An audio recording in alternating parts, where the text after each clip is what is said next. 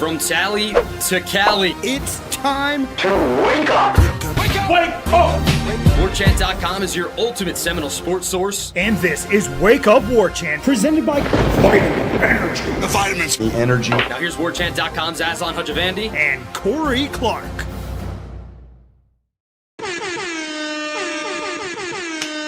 Let's go! It's game week. Florida State, Alabama, Saturday. Thanks for being here live with us on Wednesday. It's the Thursday edition of the Wake Up Warchant podcast presented by Vitamin Energy. VitaminEnergy.com. Shake it and take it, everybody. You can buy one and get one free when you use the promo code. Is it Warchant BOGO, Corey Clark? It is. It is. I'm not doing that again today. I'll do that tomorrow. I can't do it every day, Aslan. Get it up in there. Let's go, man. You're 2 Love for it. 2. The promo code should be on the screen, but I forgot to update it. I'm in shambles today, everybody, but the show's going to go smooth because we got help behind the scenes. We got Andrew Witherspoon, our intrepid intern, maybe we're going to call him that. But thanks for being here. Hit the thumbs up. Certainly would appreciate that. Subscribe to warchant.com. Take advantage of this great offer that we got going on right now, where you can become part of the Florida State community with warchant.com. Start for $1 your first week and get a complimentary year of The Athletic included with your membership.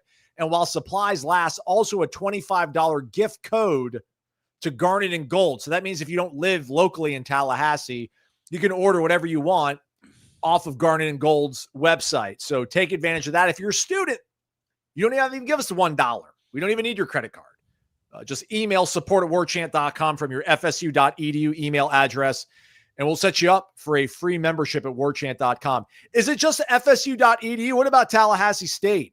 What about where's your stepdaughter going to? Center College in Danville, Kentucky. I think it's just probably Florida State, man. It's not like Facebook in 06 where you just had to have an EDU account. I think it's just FSU. In fact, I told that a nice young man that helped me buy some sneakers today that's a Florida State student all about that promo. Because he was all excited about reading about the Noles. And I'm like, well, you got an FSU account. You tell me you're an FSU student. I'm going to believe you. If you are, you get Warchant, man. Heck yeah, that's right. All right, let's start off with our guy T. Giddy. Just right out the gates, dropping $20 in the jar, my man. Let's go. Wake up, Aslan. Corey, it's game week. 2 quick questions. Does Corey say twins are like the Michelangelo painting, The Creation of Adam? Also, yeah, by the way, our guy Jamaica Noel, I don't know if we got to his question on the mailbag. We didn't get to his question on the mailbag. We'll do that later in the week. Also said that Carrie Underwood, most popular American Idol winner, more so than Daughtry or Kelly Clarkson. I wasn't sure about The Creation of Adam. I'm not an art history buff, but I did think it was the one where they're reaching out, touching like fingers in the cloud. I guess it's the clouds. Well, they're not in the clouds. That's basically what I envision twins doing as they're slipping out of their mother's womb. Is just kind of reaching for each other and holding. Great. Hey, Michelangelo could do some things, gang. Talented dude. See, I cannot believe that stuff was done hundreds of years ago to that scale with that level of detail. Is incredible. And Leonardo da Vinci was like drawing blueprints for helicopters and stuff. It's just crazy. But maybe he just had like a 108 IQ. Like he was just smart for the times. You know what I mean? But if you put him in like an FSU classroom today, he'd just be like flipping Lenny, just saying dumb stuff again. That's just what he does. We don't want to see your drawings, Lenny. We're fine. Can we just listen to the teacher? That's my Leonardo da Vinci comedy chunk. I'm going to take that on the road here in a few weeks. We think Carrie Underwood is bigger than Daughtry, sure. Yes. But bigger than Kelly Clarkson? I mean, she sang at the inauguration. Who did? Carrie Underwood. Yeah. I mean, Kelly Clarkson's probably sang at some famous stuff too. I would think I would think they're close, I guess. I could be completely wrong. I know they're a little bit different genres, but Kelly Clarkson at Miss Independent. That's right, yeah. And Since You've Been Gone. Since You've Been Gone was an enormous hit. Yeah. And the one she sang when she won American Idol. So she hosts a talk show. So scholars will be debating this for years. But thank you, T. Giddy. We're probably going to have to get to actual football now if we want people to keep watching this, but we do appreciate it, buddy, for real. Our guy Colonol95, Corey, since we last talked and since we actually last saw one another at Mike Norvell's press conference on Wednesday afternoon, news came in from Tuscaloosa that Tim Keenan, their very talented interior defensive lineman, will be out several weeks, underwent that tightrope surgery that they do on people's ankles. I think Tua had it done to him. They had, I think Cam Robinson was another up. It kind of originated, it seems like it got popular by Alabama players getting it done, and they were able to come back in season. But Keenan will not be a go for Alabama when they come to town on Saturday, coupled with, and I hate to bring up weather, but it does seem the further we get into this week, more people are talking about it. We asked Mike about it on Wednesday. People asked Kalen about it earlier in the week. Soggy game, Alabama down a offensive lineman, Jaden Roberts, if he doesn't get through concussion protocol, already down there, running back, now down one of their kind of anchors on the defensive line. Feels like these are the momentum, the things you need in that stew for an upset. It's coming together kind of.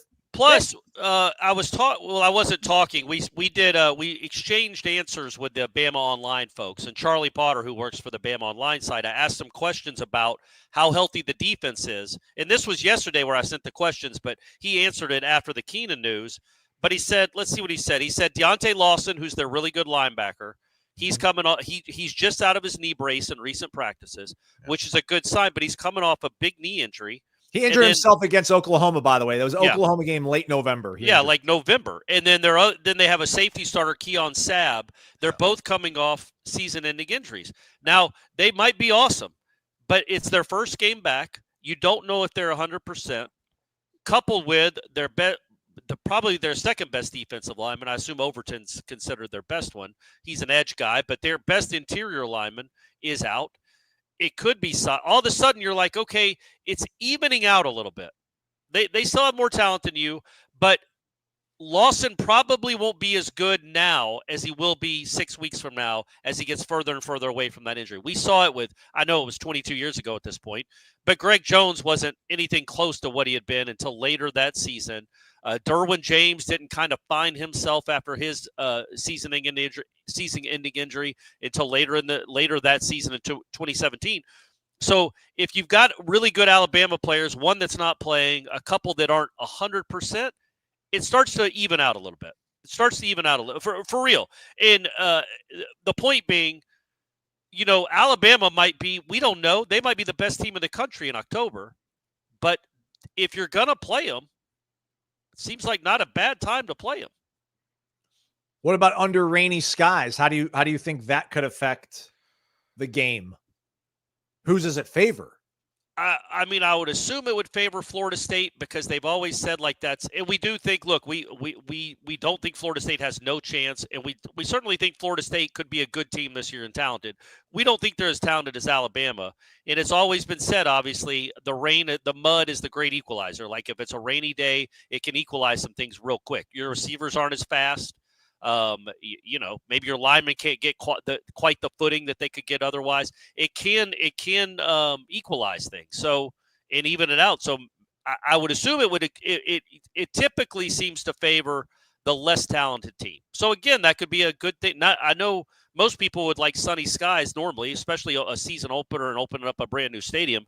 But in this circumstance, maybe it's better. Maybe it's better for you that if it turns into kind of a sluggish, sloppy, sloggy, rainy day. Yeah, I agree with a lot of that.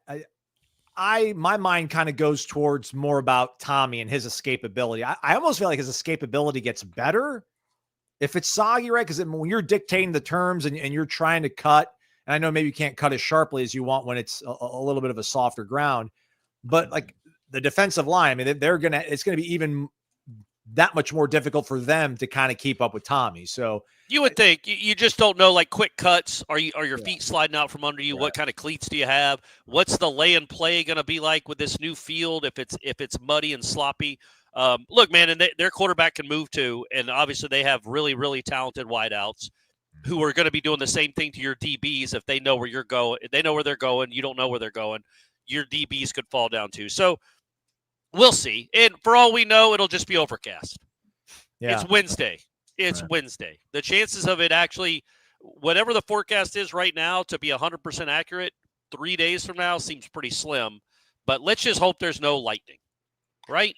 Yes. No lightning. Yes. What do you think about Matthew Wogel's asking about Tommy throwing to open up the run? Do you think that's part of Gus's plan, or is it just going to be, man, we're running this ball, whether it's into a stone wall for a quarter and a half to get through it, to get it done? No, I don't think Gus is going to bang his head against the wall. I think that's probably what you would think, is they're expecting you to want to run the ball. You are going to run the ball, so it would make sense to start with a few passes to get them, to relax them a little bit and maybe open up some running lanes. I expect the same thing with Alabama, especially with an inexperienced quarterback. And I'm talking if it's not just a downpour.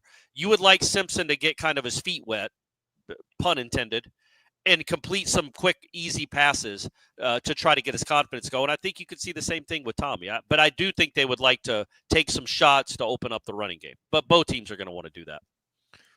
Let's go to our guy, Garrett PCL. He's a YouTube member, premium member. I forgot the terminology for it, but he's got a cool little avatar by his name if you're watching us live on YouTube. Scale of 1 to 10, your confidence we can run the ball on Bama with all those defensive line injuries. I guess with all, it really just that one. But yeah, I don't know, 6. What does that mean? Run the ball, what average? Yeah. What do you think that means? 175 yards rushing, like 4.5 yards per carry. Which number is more accurate of like being able to run the ball? And I that doesn't count sacks, but like I would think, man, they're definitely going to try, and I do trust. I'll tell you this, something that I think is really interesting. With and we've talked about Luke Petibon. They've been talking about him since he got here, and we've talked about him a pretty good amount for the last month. He is the new center coming from Wake Forest. He was a captain there. He is probably 23 going on 50. Just an old soul, just comes across as a long-time vet. And the way Norvell he called him remarkable, the way he sees things and communicates things quickly. When you think about an up-tempo offense that is trying to snap it as soon as possible, and they have I don't know, man, is he like Rain Man when he's looking at a defense? Is it like Zach Galifianakis in The Hangover? Like, is he making all the play? He can see all the formulas and everything in his head. Like, if he can do that quick and communicate well, and the linemen just know what to do all the time. If they're just right all the time, they're not going to win every battle, but if they're right most of the time and who they're supposed to block and what they're supposed to be doing, going at a fast tempo, I think as long as he stays healthy and they communicate like that, they should run on everyone. Now, running on everyone isn't, I'm not talking about Oklahoma in the 80s. They're not going to average 350 yards per game, but I feel like their pace, their tempo, along with the mobile quarterback, along with a center that sees things really, really well, apparently, and gets them into the right call and the right blocking assignments almost every time. Man, you can't put a price tag on how important that is, and I do think they'll be able to run the ball. There you go, Garrett. I'll go with a 6 as well. But I just think I hate to do this. I'm talking more about the season. That got me excited about the season, thinking about Petibon. But also, he's not going to have to block that kid that just got hurt. That's correct. That's good news. I think, and behind him, I think are like freshmen. Maybe a redshirt sophomore, but no one that's really been a consistent Here's the thing about that, too. I'm going to imagine Bama's second-string nose tackle is probably a pretty talented football player. We'll go ahead and assume that. We'll go ahead and assume that. If he's young or not, he's probably a pretty talented football player. He's not as good as the starter because the starter's the starter for a reason. But maybe he's pretty darn good. And maybe he was going to be part of the rotation anyway. Well, now he's starting. And what makes that important is if you're running as fast as you can, if you're going as fast as you can tempo-wise, they're going to want to play their second-team guy a lot, who's actually their third-teamer. And the difference between the first guy and the third guy, I have to imagine, is a huge chasm. And that's where you can really take advantage of an injury like this. It's not so much the backup. It's the backup to the backup that will now be forced to play a lot.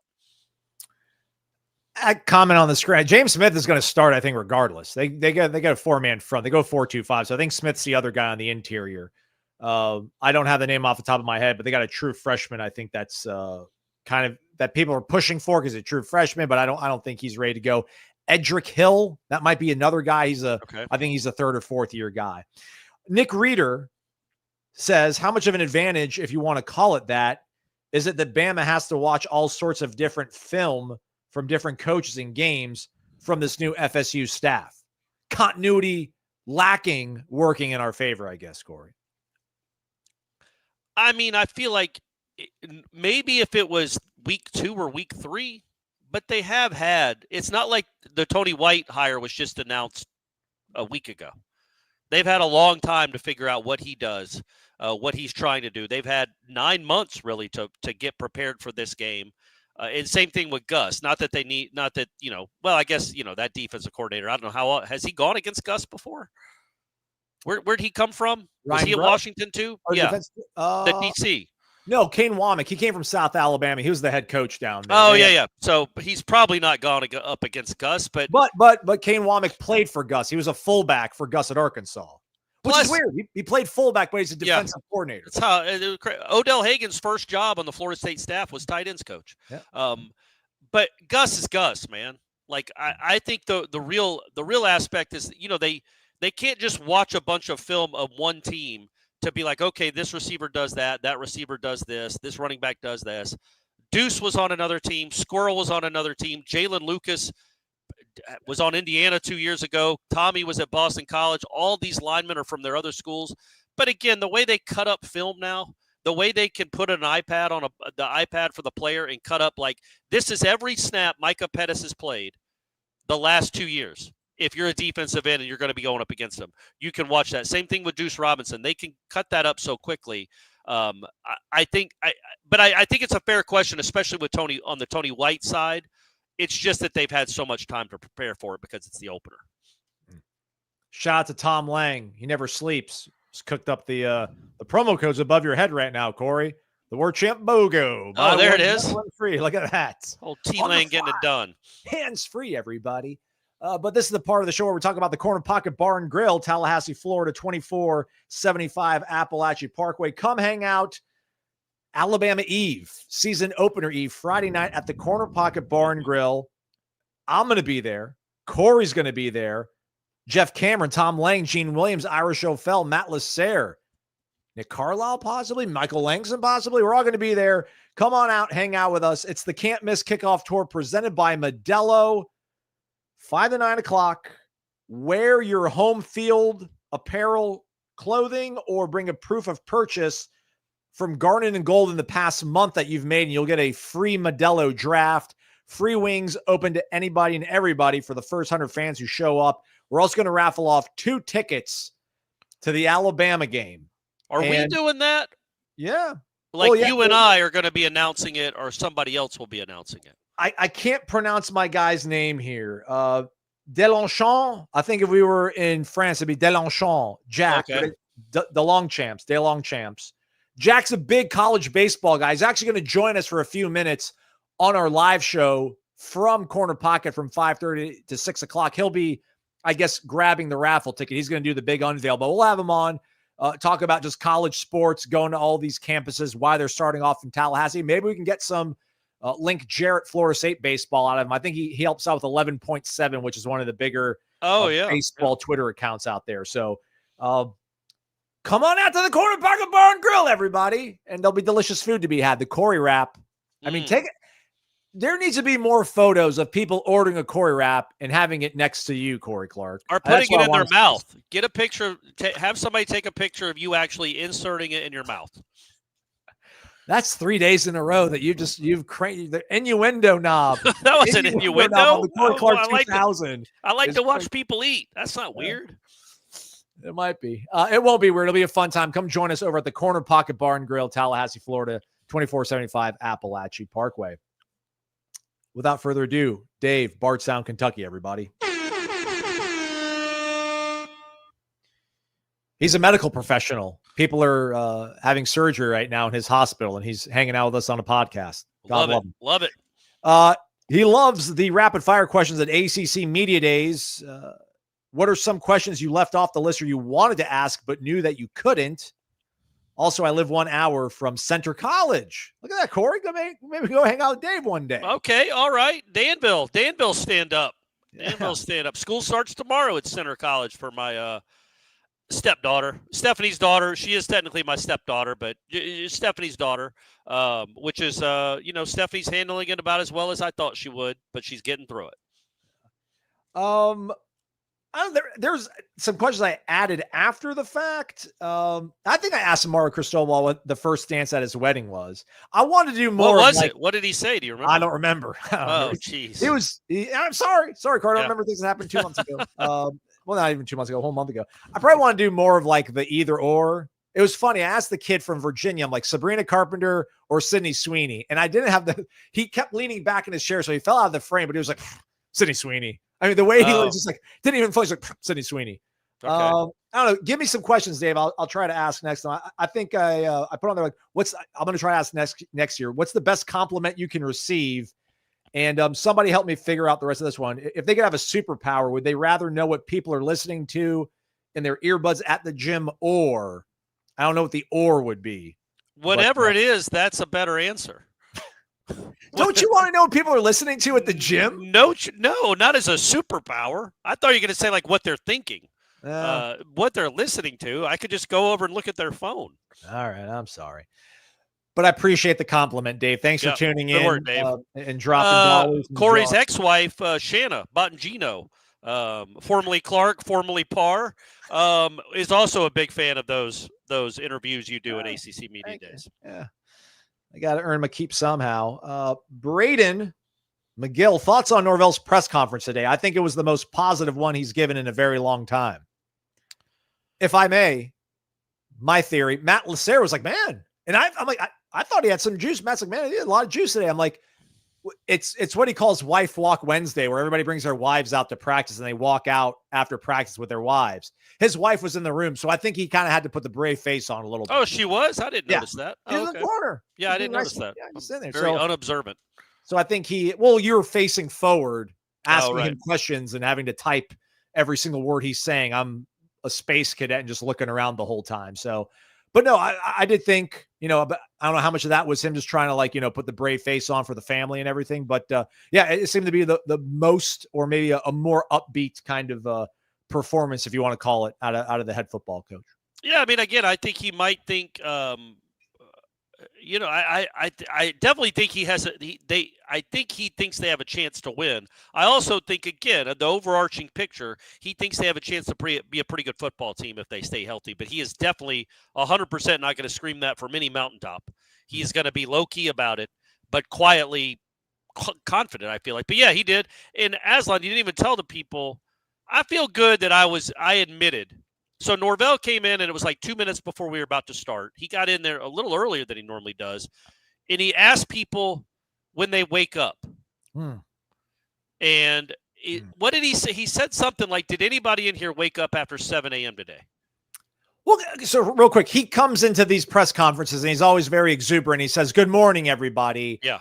And a lot of people respond in kind with equal exuberance. Some of us are just kind of like, good morning. I have never said the words at all. I will point at them. That's why you and me. Yeah. That's why I got your back for life. Yeah. Yeah. I don't ever say good morning back. So I think he wanted a little bit more juice out of us today, and we didn't give him enough juice. So then he starts inquiring about our sleeping habits. And so he asked everybody, like, when do you get up? Who gets up after 7? Or when does everybody get up? And I said, well, today I got up at 10:20. And I almost thanked them. Like, that's because of you, Mike, because I'm not watching you practice anymore. I got to get up at 10:20. Everybody else in the room, and he must have gotten 6 answers, were 7 a.m. or earlier, including our man Ira said he gets up at 7. Yeah. Somebody said they got up at 5. Christine, I think, said 5. Ira was doing a radio hit in Alabama. I think it's 7 a.m. today, man. What is the point of getting this job if you are going to win? That's what I told Ira. It's like, you might as well have a normal job. You might as well have like a Stephanie job where you have to get up and do like work. So I do think like I won. That's what I joked about when everybody else said 7. Norvell smiled pretty widely when I said I got up at 10:20. I don't know when this man sleeps with all that bread he be bringing in. James B., what are we doing? What? Bang! He's a pillar. Santa Claus is what he is. Jeez, seriously. I don't know if anybody's ever hit 500. That might be a first. Yeah, it's usually $499.99, right? Yeah. Incredible. James B., tremendous human being. Bowden Society member. Shouldn't put him on the spot like that. But getting this party started right. He would be a Bowden Society member, but he keeps giving us money. Right, James B.? He's a Gene Williams Society member. He definitely went to the walkthrough they had a couple of weeks ago. Yeah. So I assume that means he's won. But yeah, James B., thank you so much, buddy. We really do appreciate that. And we'll be there Friday, probably for a good long while. Yeah. He says he missed last week, so I'm making up for that a bit. Yeah. I mean, there's no making up, man. Just we appreciate everybody hanging out. We've never done this thing for this stuff, but it's happened organically, and that's kind of cool. Can't wait to see y'all live at the CP on Friday. I think Ralph, apparently in the comments I've been seeing, Ralph is inbound to Tallahassee, I think, tonight, starting off in Hawaii and then going to Seattle and coming to Tallahassee. So he's going to be in the house as well. All right.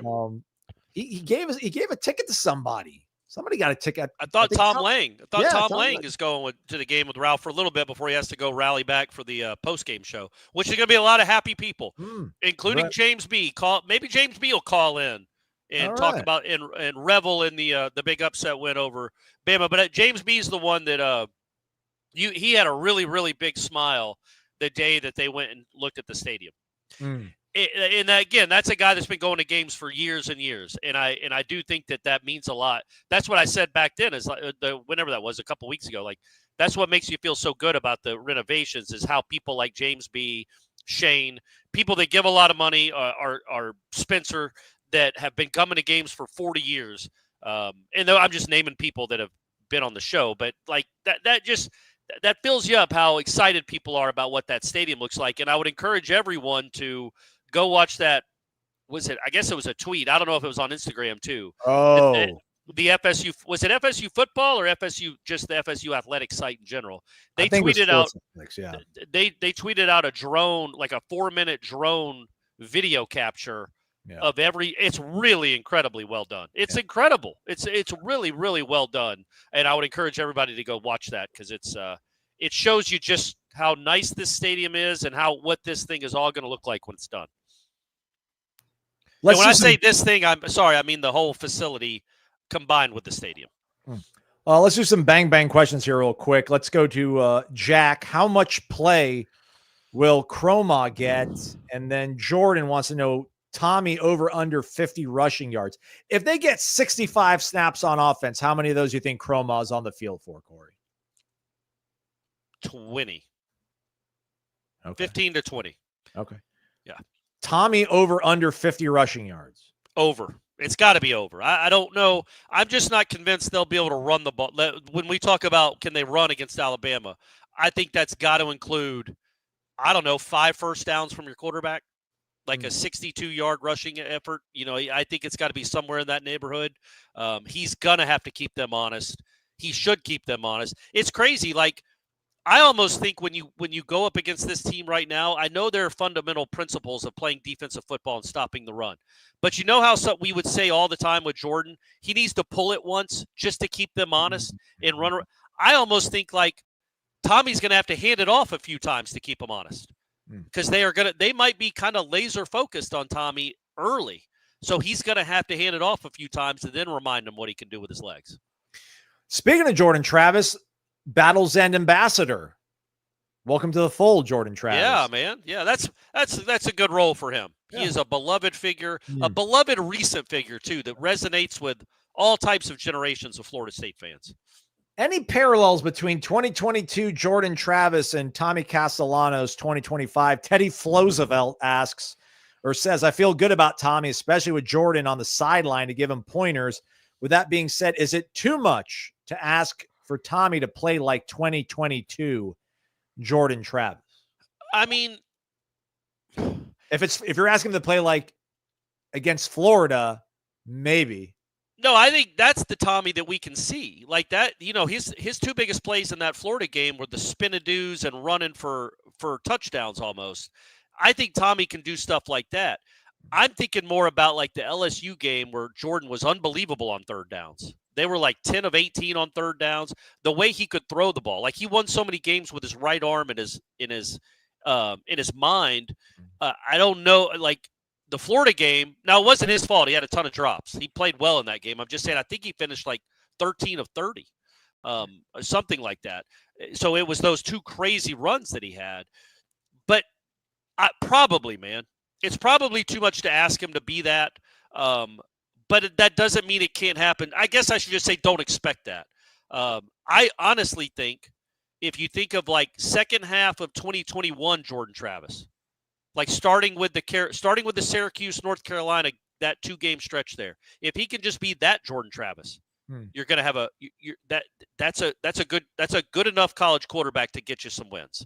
But Jordan Travis 2022, he was so good with his arm, made so many big time throws. Yeah.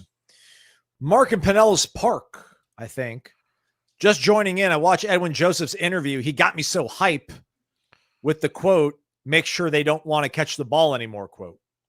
Yeah, I didn't write about that. I wrote about just them going against the Florida State receivers, and I included that quote in the story, but then I also posted on the message board about it. I thought that was a really interesting quote. It should be a very encouraging quote because you know who else said something similar was Norvell. Norvell said they might have the best receiving core in the country, and they're going to make some plays. We've got to make sure when they catch it, we're violent towards them. It was a weird kind of quote. It is a strange quote, but he mentioned the word violent when he talked about them catching the ball. And then Edwin Joseph saying we want them to not want to catch the ball anymore. Did you ever hear anything like that last year from anyone, including the defensive coordinator? Grant, I never heard that 2 years ago either, but point taken. You know what I mean? Yeah. It's so obvious that is like number 1, number 2, and number 3 on Tony White's list of things to accomplish is to just be physical and violent. Like, yes, you want to win the game. Yes, you want to play good fundamental football, but man, make them feel you. Make them feel you. Play hard and with passion. He must preach that every moment of every day. And Edwin Joseph said as much earlier in that interview when he talked about they put more of an emphasis on physicality this preseason than any other one. And it's true. It's the absolute truth. And they should have, because last year was kind of gross in that respect. And knock on wood, they've gotten through camp and the preseason pretty good, it feels like. Injury wise, you mean? Yeah. I was thinking about that. Like, not that I feel bad for Alabama, but then I remember Kevin Wynn, we're probably not going to see, I don't think, on Saturday. So I was like, all right, whatever. I know Kevin Wynn isn't their 4-year contributor, but Kevin Wynn, I think, would probably have been in the plan. So it's like, all right, if we're going to be one guy down, you guys can be one guy down. We'll call it fair. We'll call it even.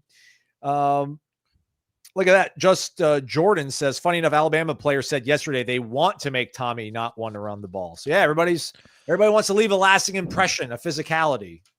Yeah, that's what Mickey would always say is when he was talking about those mobile quarterbacks is like the key is when you get to them, make sure they want to stop doing that. And yeah, that's always the answer with a guy like that. The problem with Tommy is if you're trying to defend him, I mean, he's been doing this for so long. I do think he knows how to take care of his body a little bit better. He should not just absorb crazy hits when he's running. When he's controlling not blindsided in the pocket, but outside the pocket, he should not wear a bunch of hits. But also you got to catch him to hit him. And there aren't in the front 7. Alabama is even with the loss of their defensive lineman, they're very, very talented in the front 7, and they have some dudes that can play clearly. I don't know how many of them can go stride for stride with Tommy Castellanos, and that's not saying anything disparaging about them. He's a different kind of dude, man. He's like a running back playing quarterback. They're hard to keep up with.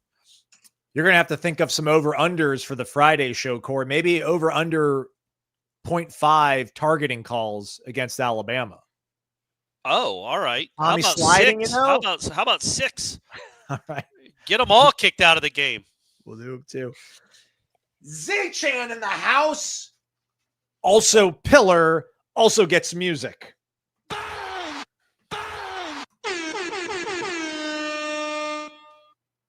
Z-Chan's the man, everybody. If you have any dental needs in the Tallahassee, Thomasville area, Dr. Zach Chandler, just saying. Yeah.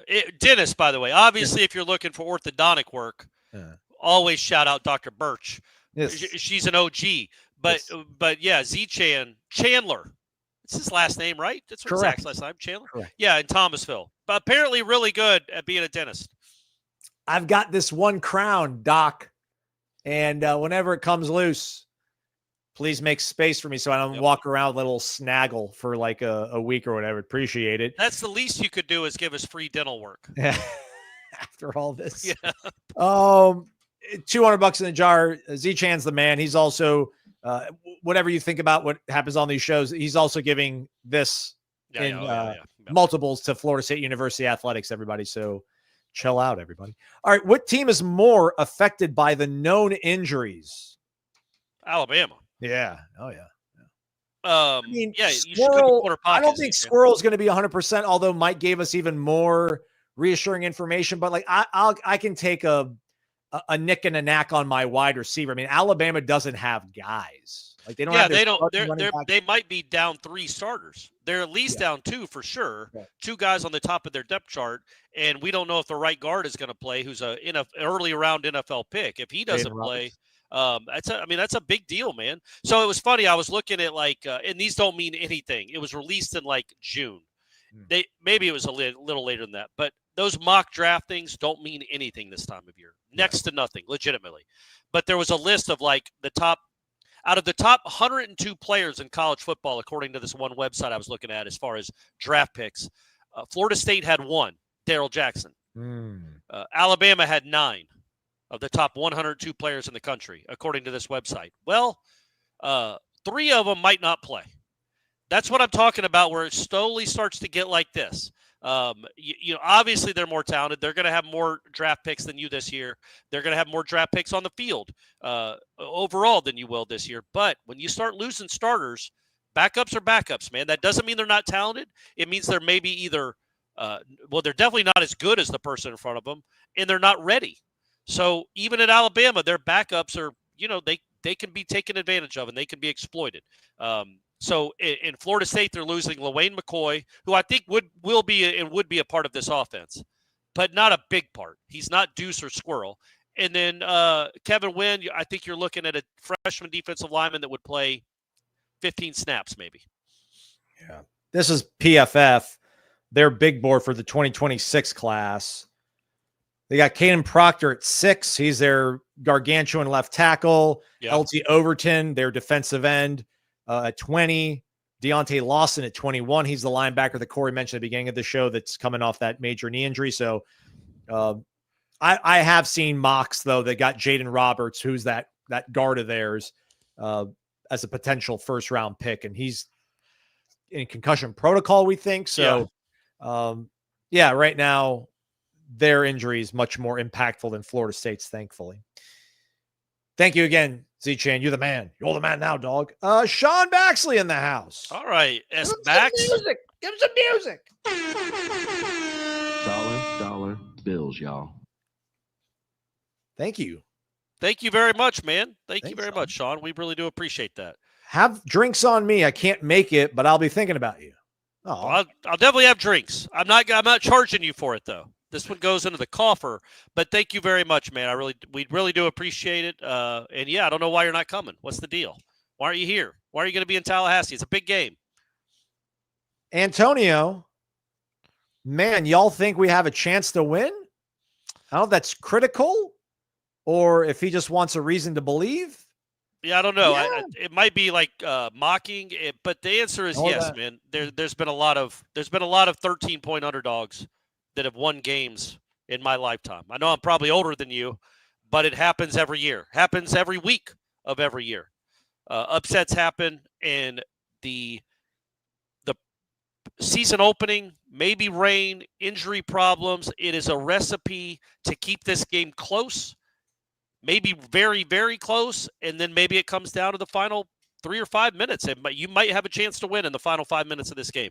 That would not be an incredible feat to have a chance to beat mighty Alabama with 5 minutes to go.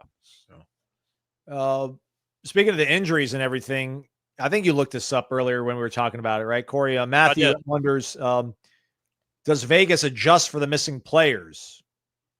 And yes. If things fall out of the spread, does that change expectations for the season? What does that mean? I don't think so, man. No. Even if they lose big, I don't think that catastrophe is on the horizon, man. But at the same time, and I feel like hypocritical because the people that think this way, I'm like, man, you got to be reasonable. But if Florida State pulls off the upset, then everything, all bets are off what this team can be. Didn't Norvell say they have the ability or the opportunity or whatever to win a national title this year? Talking about Alabama. Oh, he was talking about Alabama. Oh, yeah. Important point of clarification. Yeah, that's a important distinction. No, he was talking about Alabama, that they're talented enough that they could play for a national championship. To which many fans would be like, well, why aren't you saying that about your team, Mike? Again, he might think his team is the best team he's ever had. He is never going to spin it that positively after what happened last season and going into a season opening game against Alabama. But yes, they do adjust for missing players. They have not adjusted this line, though. I don't know that a starting defensive tackle moves the needle enough to come down from that 13.5. Plus, it's not like Vegas adjusted. It's what the bets start happening. So if a bunch of people, after they saw that injury to Alabama, or these injuries mounting for Alabama, decided to start betting on Florida State to cover 13.5, well, then they would drop it to 12.5. They drop it to 11.5. But right now, maybe enough money's not, at least on the app I'm looking at. Maybe other apps are different. But the app I'm looking at, the money line did move down a little bit, as Lacer is saying right there. But the spread has not come down. But if enough people bet on Florida State because of these injuries, then it will go down. Shout out to Matt. We have all hands on deck. Matt's in the back. Yeah. Got our guy Andrew in the back. Tom Lang hops in, get some of this graphic stuff done for us. I wish I could help them out and give them a present. Maybe I will. Maybe I'll get them something from Poncho Outdoors. Go to Poncho Outdoors/wake up. It's PONCHO Outdoors/wake up to save $10 off your first order. You folks are outdoors. You guys like hunting and fishing more than I do, but I respect the fishing shirt game, Corey. The problem is that I'm a little bit too much of a fashionista, and I like things that fit me a little bit more flattering, I guess. I got a little bit, I got a little bit of a spare tire these days. I don't got the washboard abs anymore, but I like my things to be a little bit more slim fit. But the whole point of all these like fishing shirts is to, be able to wrestle a marlin from the depths of the sea.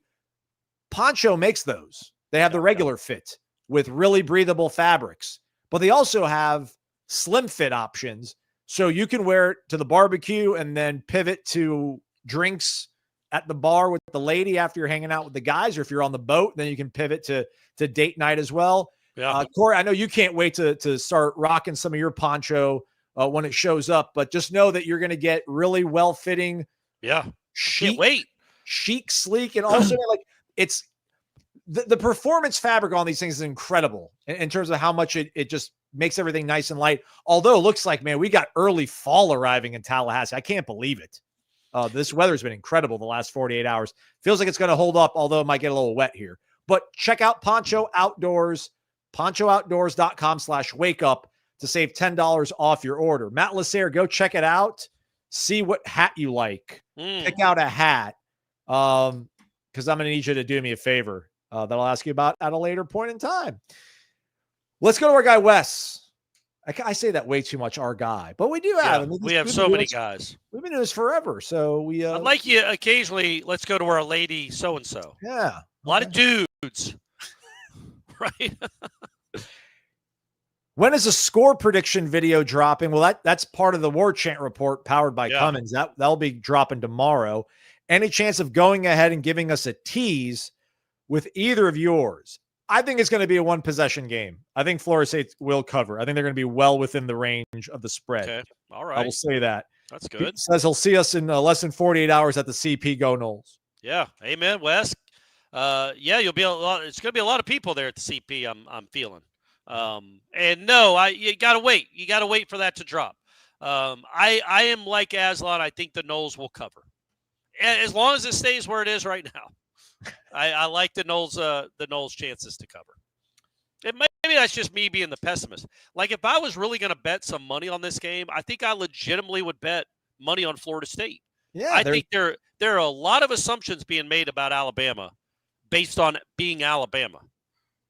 It's a second-year coach. It's a first-year coordinator. It's a first-year quarterback who's only thrown 9 competitive passes in his college career. They've got injuries. They're on the road. It might be wet. Like, there's a lot of reasons to like Florida State in this game. Troy, Knoll for life. I think he might be out in Wyoming, or we got a Troy in Wyoming. So when we say tally to Cali, we really mean it. He's feeling good about this game. Well, Wyoming's not Cali. It should be Tally to Wyoming. But from Cali to Tally, everything in between. Everything in between. You're right. Yeah, so I'm saying. We might call him our guy if he does this a few more times. Carter Bechtel. Hundo in the jar. What?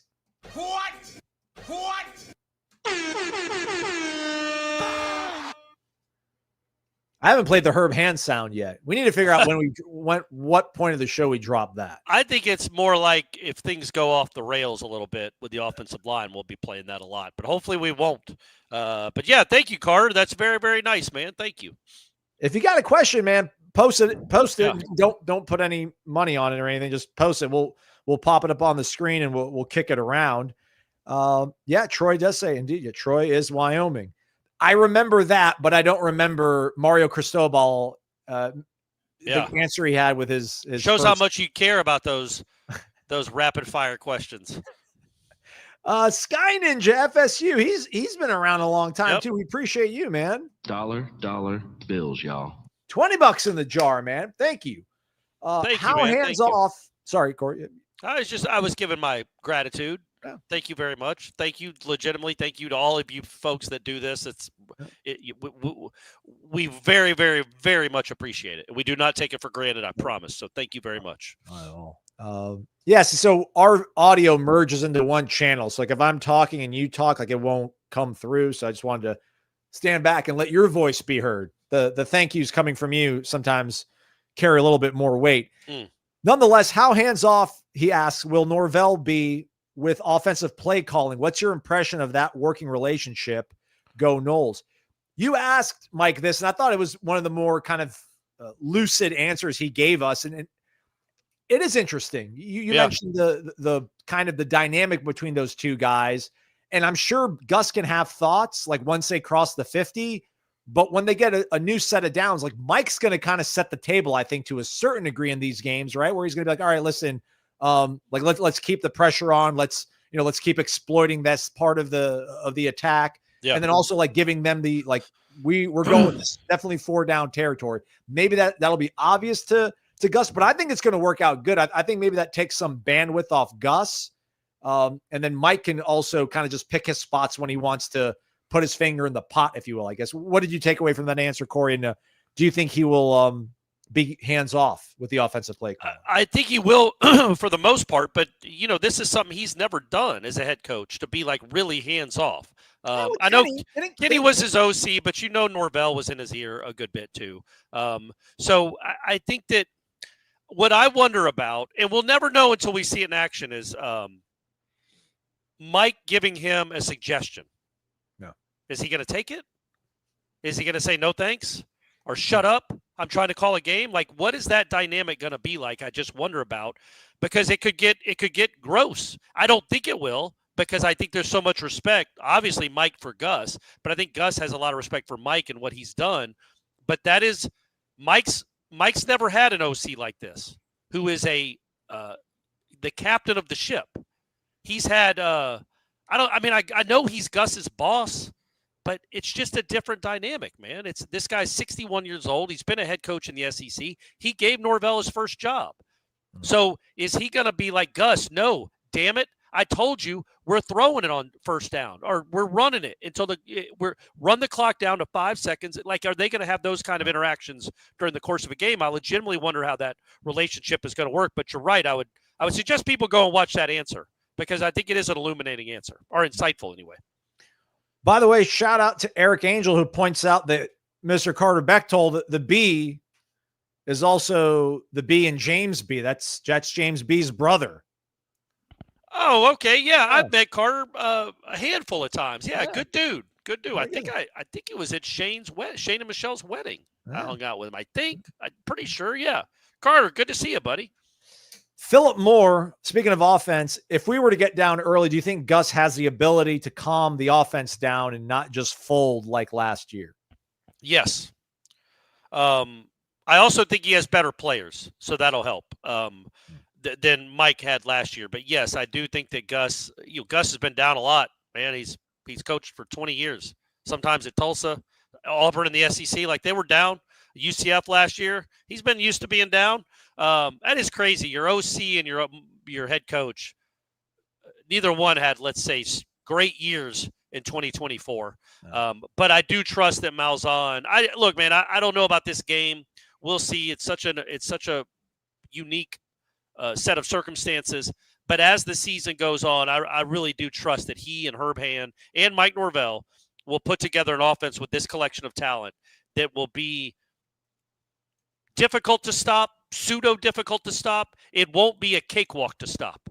Last year's Florida State offense, you're right.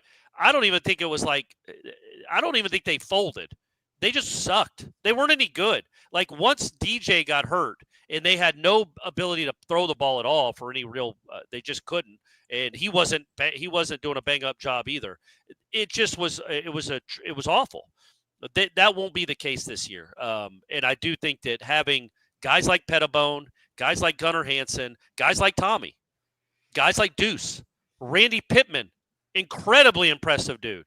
Incredibly impressive. Not just the player, but the way he carries himself. Come on, man. That's a pro. Having those guys on the sideline, I won't say in the huddle because they're never going to huddle, but on the field together, I don't think there's going to be a lot of quit when they get down. Because they're going to be down at some point this year, I'm imagining, and probably on Saturday. Lock it in, Corey. Jacob wonders, would you take Florida State being down 7 at half? Yeah. Well, so like 17-10? Yeah. You're getting the ball to start the third quarter. They got to kick it to Samuel Singleton. Yeah. Good luck. It'll be 17-17 in no time. Yeah. Pride of Fleming Island, Clay County, also home of our guy Corey Bates. There we go. Dropping 50 in the jar. What? Corey Bates, man. He's been coming strong late. We appreciate you, man. Corey Bates is the real deal. Yeah. 13.5 seems like a no-brainer, right? I mean, to me, I'm not putting money on it, though, so I must not be that much of a no-brainer. Right. But, man, it just – especially a season opener, it just seems like Alabama's getting a really big benefit of the doubt because they – much like Florida State got last year, going into that Georgia Tech game when they were double-digit favorites and clearly shouldn't have been. I just think there's a chance, especially with the injuries, with the rain, with the quarterbacks, that this could be a more evenly matched game than you would have thought 10 months ago. He wonders what's your bench and squat numbers looking like these days. Is that a laughing emoji or is he being sincere? I will say this. I did not realize at all that this shirt was as tight as it was until I sat down. I love the shirt because I think it's funny, but this is ridiculous. So I know we had the one guy that got onto us for wearing too tight of shirts. This is way too tight. It's almost like painted on, but it's a funny shirt. I liked it. So I wore it, but somehow it's a medium that got really small. So I mean, it might even be a small, but it's never fit like this. This is, I could barely breathe. My bench, I did 185 6 times today. So I think that equates like to 225 once.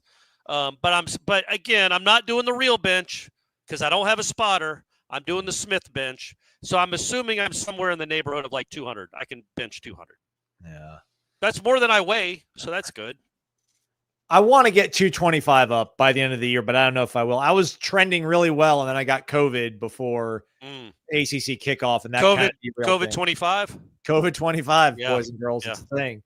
But yeah, I'm with you too. It's like I sometimes need to not have a spotter, so the fear and the terror of getting buried is in the back of my head and pushes me a little bit extra. But I need to line it up to where I'm like ramping up, and then I'll be in Jacksonville. so I can go lift with Mercedes Mike, because Mercedes Mike will There he'll you know go. how to spot me. Like Yeah. everybody else, you got to Yeah. look around and somebody they grab the bar and they're holding it. It's like, no, man. Just help me off the rack. And if you see them about to die, then jump in. Otherwise, Right. let me fight through this. But thanks for the question, Corey. We appreciate you. Hopefully, we see you at a game, or maybe I'll bump into you over on the Atlantic side of things. Yeah, of the thank you state. very much, Corey. We do appreciate it, man, for real. Andrew wonders, are you going to the Virginia game, Corey? I am. Yeah. Oh, of course. It's Stephanie's. She's been looking forward to that all year because, as I've said a few times, that's where Dave Matthews Band originated from. He was a bartender at one of those, and he played. That's where they got their start. So she's very, very excited about going to Charlottesville. And it's a cool campus. It's a really cool. I don't know about the city. I don't think I've been in the city that only once, but the campus itself is really pretty. So, yeah, I'll be there. And I can drive to it. 3rd and longs. Yeah. 3-7s thinks is going to be where we'll find out just how much Gus trusts Tommy. That's yeah. But wouldn't you flip that the other way too?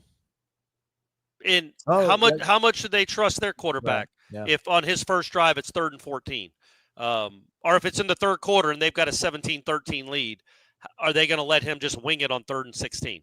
I think that works both ways. Again, Tommy has proven much more than the Alabama quarterback, but that does not mean that he's going to play better or is better. Ty Simpson could have a breakout year. He just hasn't done anything yet at this level. Nothing, literally, virtually nothing. But on Saturday, he might be great, or it might be a rainstorm and he's got small hands and he's just flipping the helicopter passes to Edwin Joseph, who's taking it back to the house. Sacknoll. If the Noles win, the FSU circus should have Corey ride an elephant. Do they don't have there's no way they have elephants there, right? It would be awesome if they did. Like if they just had like a pet elephant on the campus somewhere.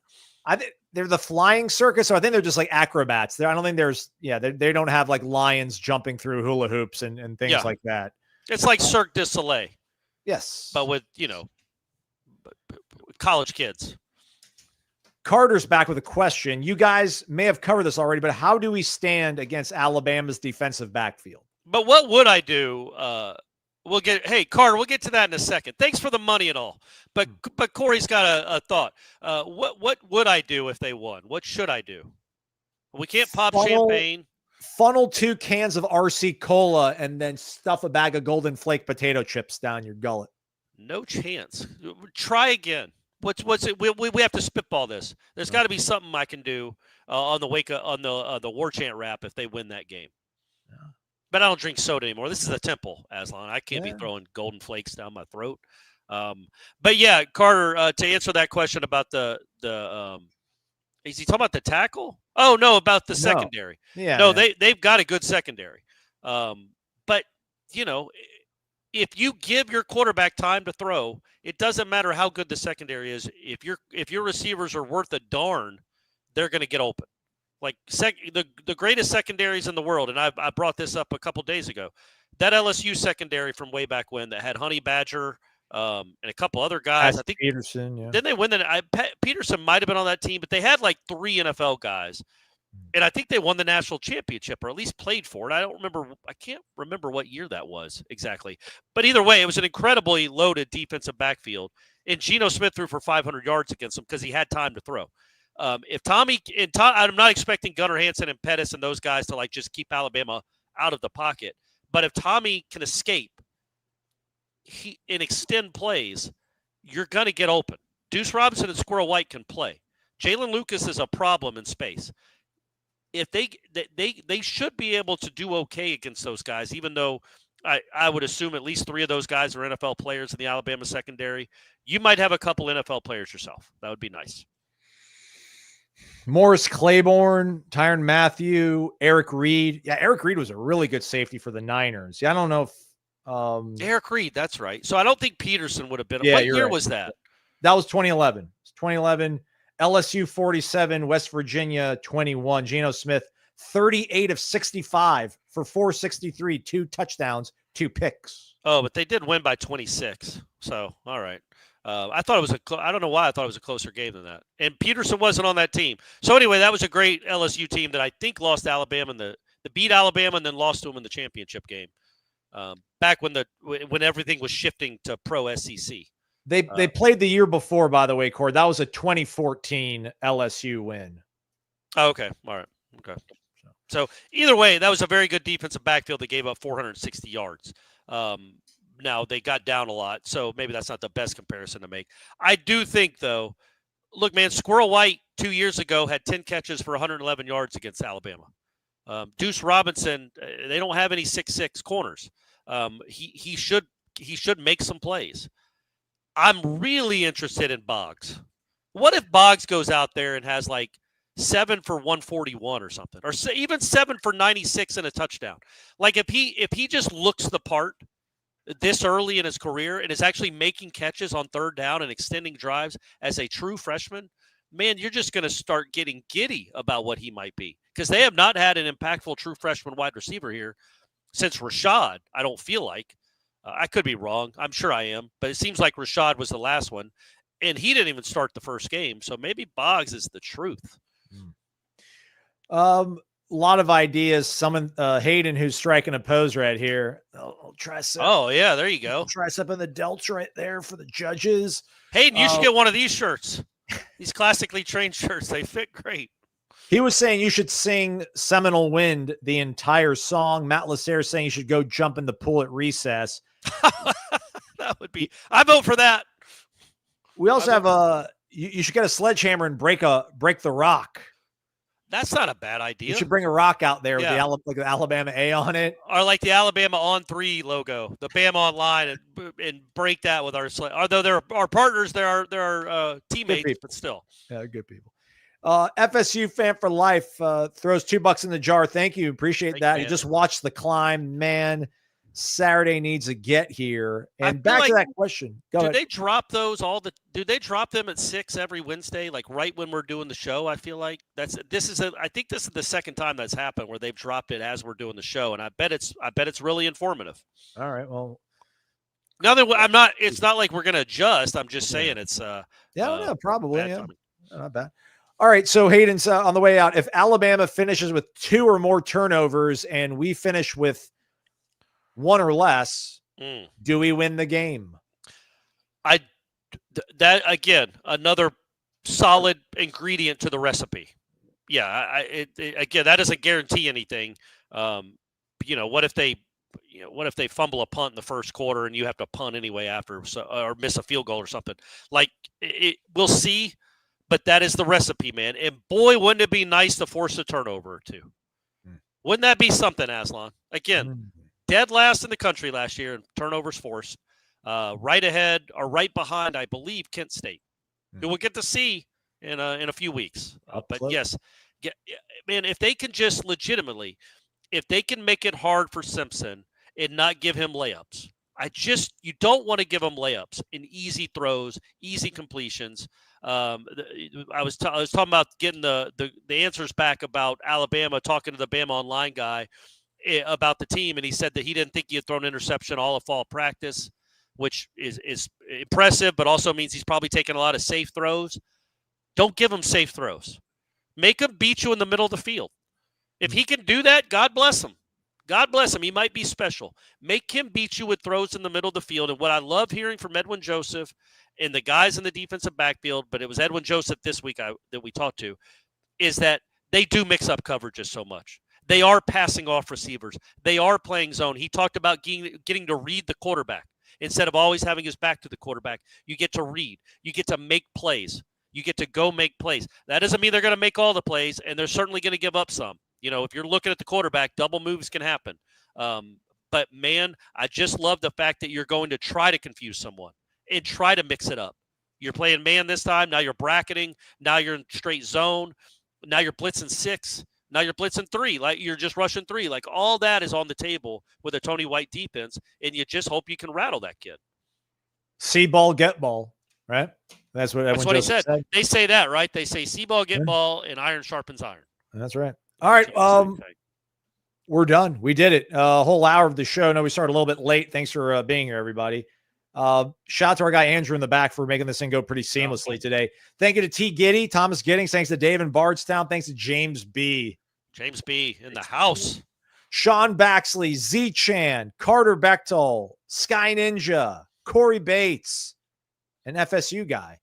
We appreciate all you for being here, tuning in all the time. Yep. Especially everybody that's been here like every single show that we do. I know a lot of people kind of have lives, and once football season's over, they kind of tune out and then they come back. Welcome back to you. But we appreciate everybody being here. Hit the thumbs up on the way out. Thanks for all your questions. We'll get to the rest of the questions from the mailbag in the Friday show. We're actually going to have Charlie Potter from Alabama's On3 site, Bama Online, give us the latest. We're going to record that tomorrow, so that'll be part of your Friday program. Jeff Cameron Show, 1 to 4 o'clock. Warchant Report's going to drop tomorrow morning. Matt Lacerra is going to be working on the matchup. What is it called? Is it the matchup analysis or something?